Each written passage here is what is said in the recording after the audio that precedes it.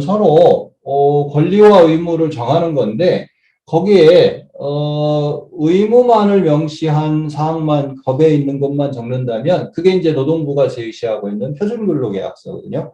그렇다면 그거는 사실상 반쪽짜리 계약서예요. 우리가 의무를 다했기 때문에 이제 권리를 주장할 수 있는 그런 내용들도 거기다가 좀 추가로 넣어야 되겠죠. 그렇다고 해서 너무 지나친 내용들을 계약서에 넣었을 때 그 같은 내용들이 실질적으로 근로자가 사인했다고 하더라도 효력이 있느냐는 거죠. 그런 경우는 잘못하면 권리 남용 조항이 돼서 실질적인 효력이 발생하지 않는 그런 상황이 될 수 있고요. 자, 근로계약은 계약 자유의 원칙에 의해서 자유롭게 체결할 수 있는 건 아니라고 그랬어요. 그래서 근로계약은 이런 다른 계약과 다르게 계약서에 넣어서는 안 되는 항목들도 법에 명시하고 있어요. 그런데 금지 기재 사항이라고 합니다. 그래서 이런 의무 기재 사항 이외에 임의 기재 사항, 또 권리를 주장할 수 있는 내용들, 또 금지 기재 사항은 어떤 것들이 있는지 그것도 한번 하나씩 찾아보겠습니다. 자, 우선은 우리가 이제 직원을 채용하는 데 있어서 그 사람의 경력이나 또는 그분의 자기소개서나 또는 면접이나 이런 걸 통해서만은 그 채용 구직자를 정확히 파악할 수 없어서 대부분 기업들이 그럼 한번 같이 좀 일을 해봐야 알 수 있지 않느냐. 그래서 이렇게 수습 기간을 둡니다. 그러면 이제 수습 기간이라는 것은 법에서 뭐 몇 개월을 둬라 이렇게 돼 있는 게 아니라서 우리가 채용에 있어서의 하나의 과정으로 두는 거죠. 그랬을 때 근로계약서의 수습기간이 3개월이고 우리는 수습평가를 해서 수습을 통과해야만 본채용을 하겠다. 이런 식으로 명확하게 근로조건을 명시했는데 3개월 평가해보니까 도저히 같이 일할 수 있는 사람이 아니에요.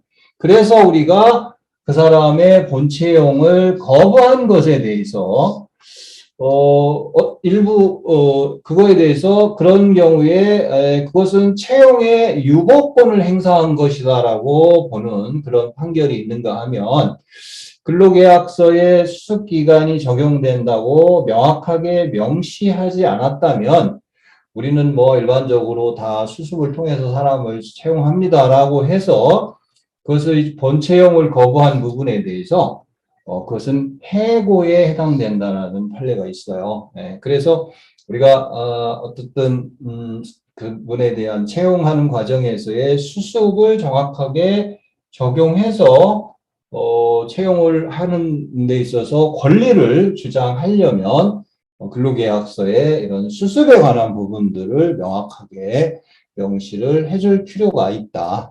그 다음에 수습기간의 임금은 다 모두 뭐 이렇게 그 최저임금의 90%를 주는 건 아니죠. 그러니까 정규직 사원들은 최저임금의 90% 이상으로 책정해야 되는데 1년 미만 계약직들 그럼 우리가 보통 뭐 월급의 70%를 수습기간에 지급한다 이렇게 정했을 때 그 70%가 최저임금의 90%에 미달하는 것은 안 된다는 거죠. 그 다음에 또 1년 미만의 계약직들은 수습기간이라고 해서 그 최저임금을 낮출 수 없다. 그런 것들도 수습기간의 임금을 어떻게 줄 것인가 하는 것들도 근로계약서에 명시함으로써 그 같은 정확한 기준을 제시해 주는 거죠. 그래서 이런 것들의 권리를 위해서는 계약서에 추가적인 부분들이 들어가 주는 게 바람직하다라고 보여져요.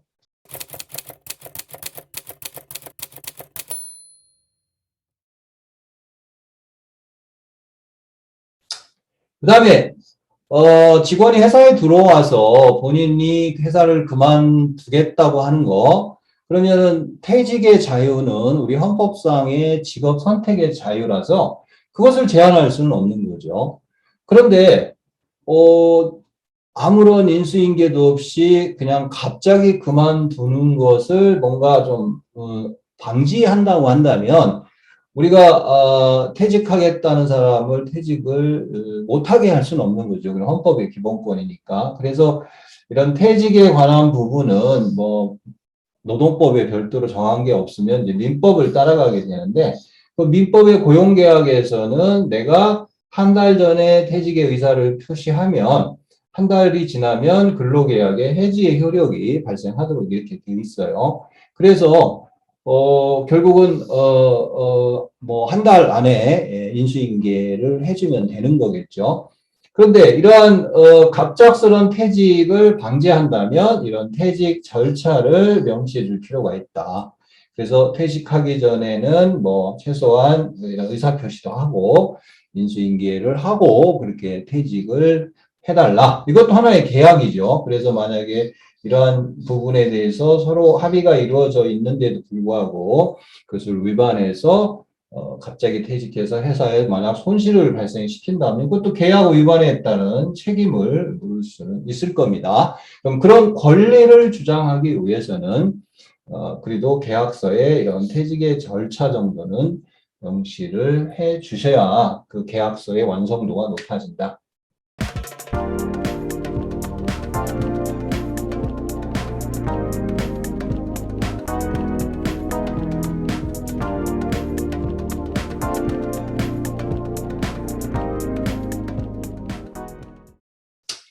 또 우리가 기간제 근로자 같은 경우에 보통은 우리가 1년 계약을 하고 특별한 문제가 없는다는 계약은 연장되는 것으로 본다. 이런 자동갱신 조항을 넣었을 경우에는 이런 갱신 기대권이라는 게 형성이 될 수가 있어요. 그러면은 그러면 비정규직법에 의해서 2년 후에는 정규직 전환해야 된다라는 생각 때문에 2년이 딱 된 시점에서 계약을 종료하려고 하니까 이 근로자가 갱신 기대권을 주장할 경우에 그러면은 사실은 그 업무는 존재하는데 왜 다른 사람을 쓰려고 하느냐? 나는 당연히 전년도에도 똑같은 업무를 했고 올해도 똑같은 업무를 했기 때문에 나는 이 업무를 당연히 할 것으로 기대하고 있었다.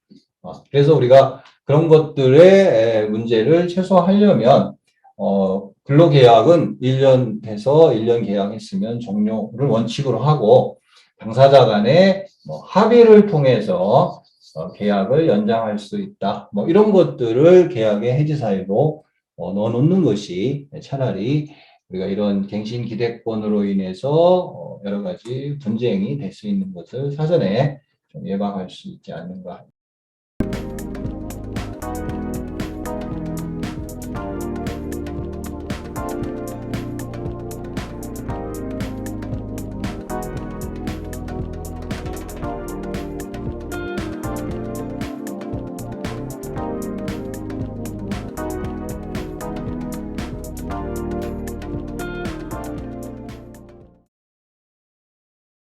근로계약은 의무기재사항뿐만 아니라 이런 권리를 주장할 수 있는 내용들도 계약서에 담아야 된다.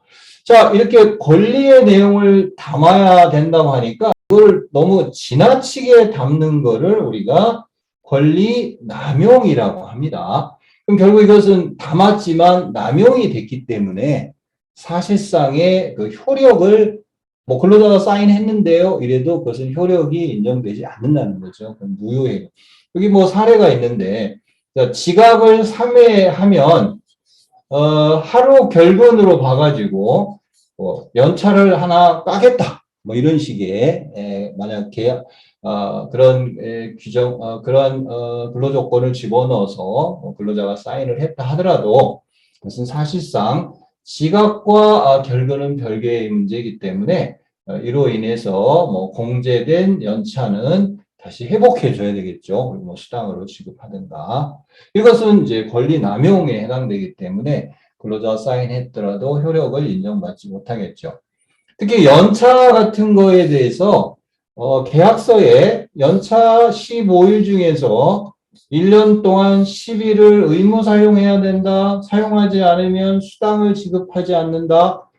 이것도 근로자가 뭐 사인을 했다 하더라도 그 자체가 권리 남용에 해당되는 거죠. 연차를 우리가 지급 수당을 안 하려면 연차 사용 촉진이라는 절차를 반드시 거쳐야지 그렇게 계약에 명시해서 본인이 동의했다고 하더라도 같은 것들은 권리 남용에 해당되는 거죠. 또 연봉 계약을 하면서 그 연봉 4,800이라고 하는 금액 속에는 퇴직금하고 연차 수당이 포함되어 있다. 뭐 이런 계약들, 이런 것들은 사실상 퇴직금은 우리가 호불성 임금이라고 하잖아요. 1년이라는 근속 후에 받을 수 있는. 근데 이미 뭐 미리 그것을 약정해서 청구권을 포기하게 하는 행위, 뭐 이런 것들은 또 효력을 인정받기가 쉽지 않은 부분이에요. 그래서 우리가 근로계약서의 완성도를 높이기 위해서 어떤 내용을 추가하되 그 내용이 지나치게 권리가 남용되는 내용을 넣는 것은 사실상 넣었다 하더라도 그것은 효력을 갖기가 어렵습니다.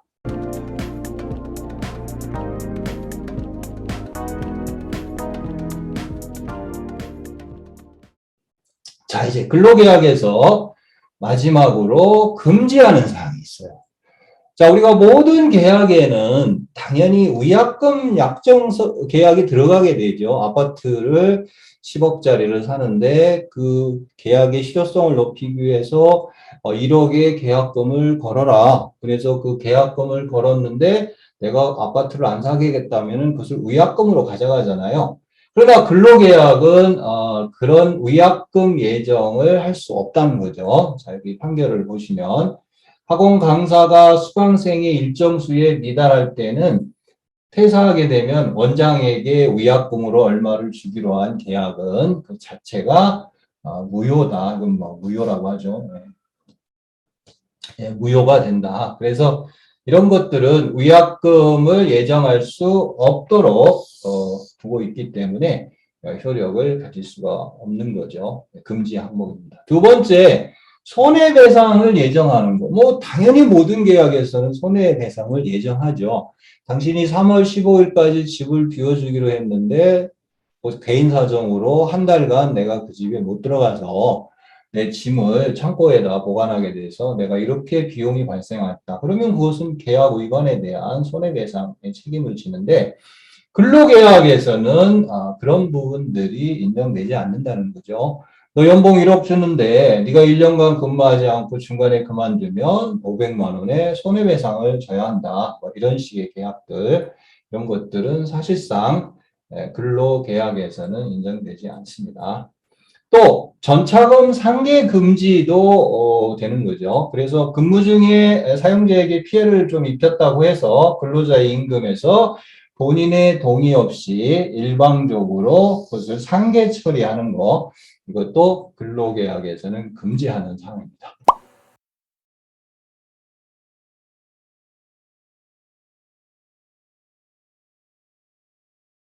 자, 그러면 우리가 아까 근로계약에는 크게 보면 세 가지, 의무기재 사항, 또 권리를 주장할 수 있는 내용들을 넣을 수 있는 거. 근데 그 권리는 권리의 범위 안에서 주장을 해야 효력을 가질 수가 있다고 그랬어요. 그 다음에 우리가 이렇게 금지하는 사항들, 이런 것들이 근로계약서에 정확하게 들어가 줘야만이